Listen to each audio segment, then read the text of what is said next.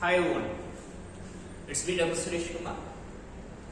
Today I am in front of you to continue the sexual reproduction in flowering plants, part 13. What I would like to discuss in this part 13, the structure of megasporangium or ovule. On this we can expect the number of questions. We'll go through that and please follow me. Today's concept is, the lesson name is Sexual Reproduction in Flowering Plants, part 13. In that, what is the subtopic means? Structure of megasporangium or structure of ovule. In this, before talking about the all descriptive things, just we'll go through the structure of megasporangium or ovule. As all of you know that it is nothing but carpel or pistil. The carpel or pistil is having the stigma, style, then after ovary. In the ovary centrally there is a mass of cells is present, is nothing but placenta, where the ovules are attached with the help of stalk-like structure. Now, if you would like to study briefly about ovule, you need to take this one small part and you need to make it magnify and identify the structure of the ovule. So the yellow color is nothing but placenta. Even I have taken as placenta. Then afterwards here blue color mentioned, the red color and yellow color connected with the blue color. That is nothing but here it is a funicle. Even here also it is a funicle. Stalk-like structure. Actual megasporangium is sorry, the blue colors encircled part. Now here if you see that, what are the parts are present talking about the male? Placenta anyway it is out of this megasporangium or ovule. Next, micropyle, that is the opening part. It is helpful for the direction of the pollen tube into the embryo site, traveling towards the embryo site. Then here, where the micropyle is present, that end is called as micropylar end. And the opposite end of the micropylar end is nothing but chalazal end. That's why it is a micropyle, micropylar end, micropyle is present, chalazal and chalaza is present. This. Next, afterwards there are the integuments, that means protective layers. Two are present. One is outer one, blue color is outer integument, inner one is inner integument. And centrally there is a tissue, mass of cells is nothing but nucellus. Next, after center of the nucellus, there is a blue color mentioned. It is nothing but an embryo site. Now, this is the diagrammatic representation. It is very essential for board examination also. Now, we are talking about the objective. We need to go ahead. What is placenta? What is micropyle? What is micropylar pole or its end? And what is chalazal pole? What is nucellus? What are integuments? What is embryo site? We need to talk all these things. Now, if we come to the point, first one, structure of megasporangium is nothing but ovule, other name for this. The ovule is small structure. It is a small structure. Then here I told you this is a funicle. Here this is stalk-like structure is funicle. If you want to define the funicle, what is the funicle? The ovule is attached to placenta by a stalk known as funicle.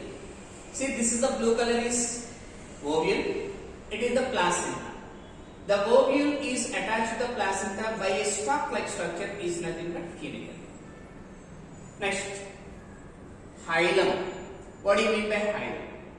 The region where the body of the ovule fuses with funicle is known as hilum. See here, it is the blue color is the body of the ovule. It is the funicle. The funicle is attached at one particular place of the ovule body. This is called as hilum. This is a hilum. This is hilum. So we can consider here completed question. Hilum. It is a junction. It is a junction between the ovule and funicle. That is what here. Hilum represents the junction between the ovule and funicle. It is a ovule and it is a funicle. This is a junction. This is a completed question for us.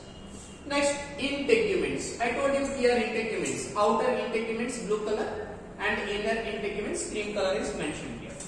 So here if you see that each ovule is enclosed by, this is a total ovule.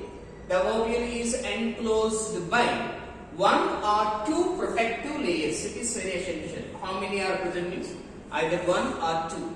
What are those means? Protective layers. Protective layers known as integuments. The main function of integuments is encircle the nucellus. Inside whatever the tissue is present now, that is nothing but nucellus, except one region, that is the micropyle region. How many integuments are present means if it is only one, that is the outer integuments. If it is two integuments are there. Outer one is outer integuments, inner one is inner integuments. The main function of this is protection of the nucellus. Now, micropyle. What do you mean by micropyle? This is the opening part. Now here micropyle, the place where the nucellus is not encircled by integuments. Here see integuments blue color and cream color. Everywhere it is encircled only one place. That place not encircled by integuments is called micropyle. Next afterwards, chalaza. Chalaza means this. This is the chalaza, opposite end part. So the opposite end of the micropyle end. This is a micropyle end. Opposite one is this one. The opposite end of the micropyle end is chalaza, which represents it is a basal part of the oval. This is a ovule, basal part of the ovule. Now, nucellus, very essential question for us. Nucellus. Here, whatever the cells are mentioned here, this is nothing but totally nucellus. So it is nucellus, the mass of cells,